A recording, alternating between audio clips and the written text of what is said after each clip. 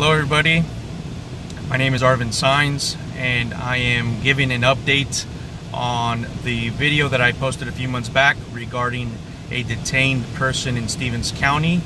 My update is that we were able to get my client out of Stevens County. He was transported to ICE and we're dealing with that issue on the side. I'm pleased to inform you that he was released shortly after the video, although it is not clear to me if it was because of the video, but the good news is that he was released. Additionally, the sheriff in Stevens County was able to get a process out for us so that they could accommodate my client and the marriage take place. So that's very good news. Just to give you another update on everything else that was asserted in my previous video, charges have not been filed. It doesn't mean we're out of the woods.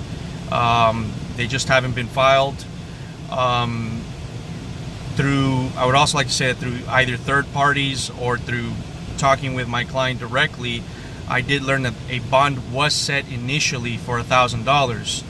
However, my client cites that he did not understand the nature of the proceedings.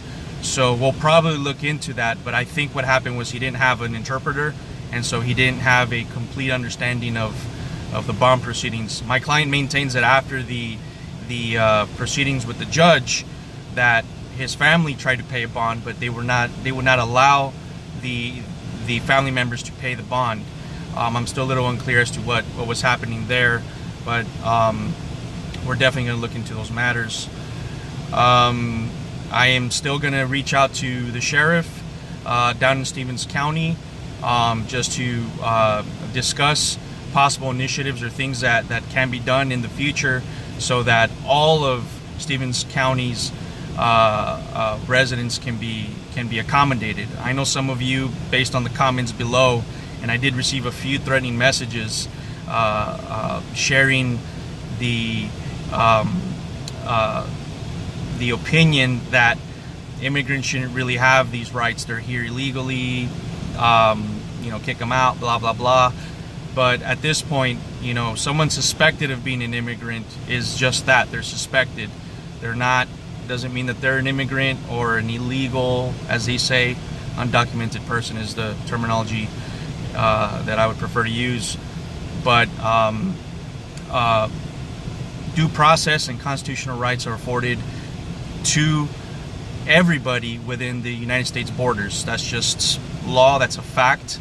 It's really not up for debate at this point.